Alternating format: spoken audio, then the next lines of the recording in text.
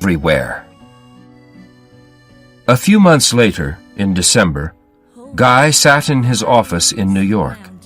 He was not getting any offers of jobs, and he felt that his guilt about Miriam's murder kept people away from him. A man needed to be pure inside to draw plans for a good building, and Guy felt dirty.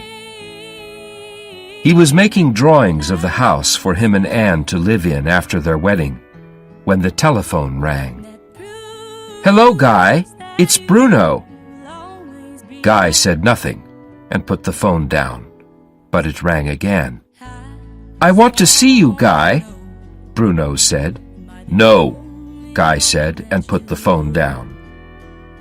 That night he and Anne came out of his flat, and Bruno was standing there in the dark. Guy held Anne's hand and tried to keep calm. "Hello, Guy," Bruno said softly. He looked at Anne with great interest, as if he was surprised to see Guy with a woman. "We must go. We must go," Guy said and walked away quickly, with Anne's hand still in his. "Oh, Guy, I just want to," Bruno said. "Who was that?" Anne asked. "A man I know. He wants a job," Guy said. "It's nothing." What does Bruno want?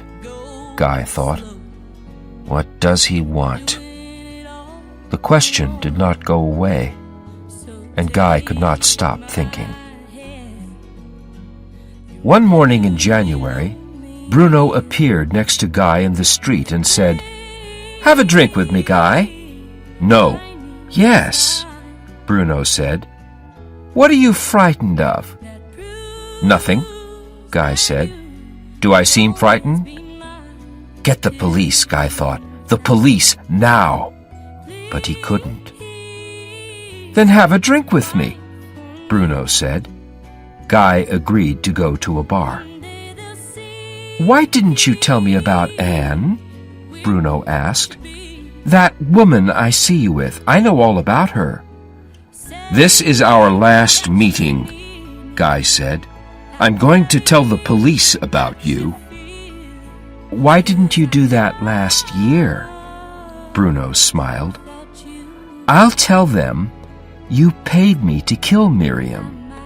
Tell them you went to Mexico so I could do it alone. They'll believe me, Guy."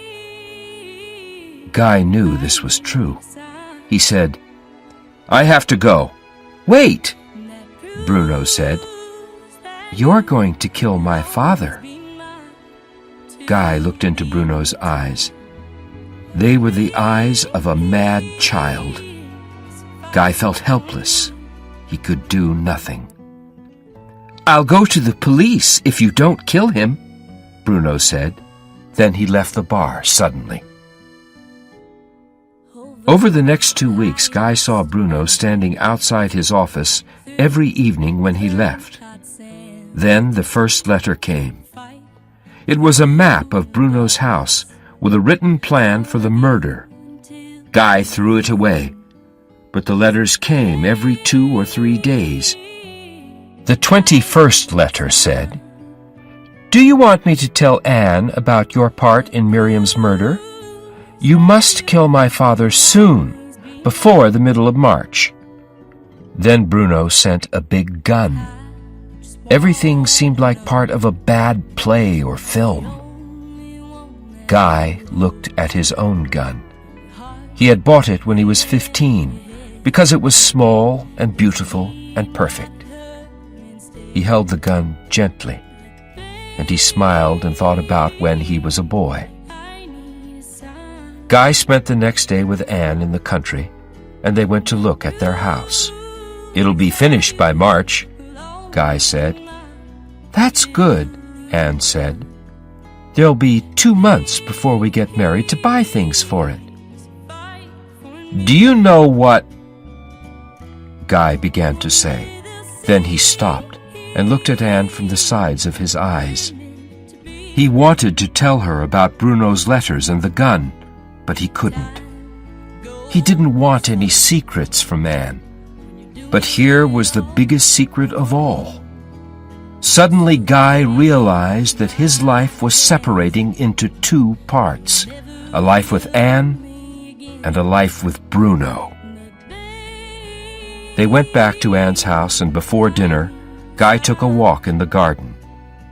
He saw the black shape of a man. It was Bruno. Guy hit him hard, and they both fell to the ground. But Bruno was very strong, and his hands went towards Guy's throat. Guy wanted to kill him. He pushed Bruno into the grass, fighting hard. Suddenly, Bruno said, "Guy, you knew it was me." "I'll kill you the next time I find you here," Guy shouted. "Oh, Guy, kill me if you want to," Bruno said, laughing. "But are you ready to kill my father?" "I'm ready to call the police," Guy said. "And I'm ready to tell Anne about you and Miriam, and then to tell the police." There was a red light in Bruno's eyes.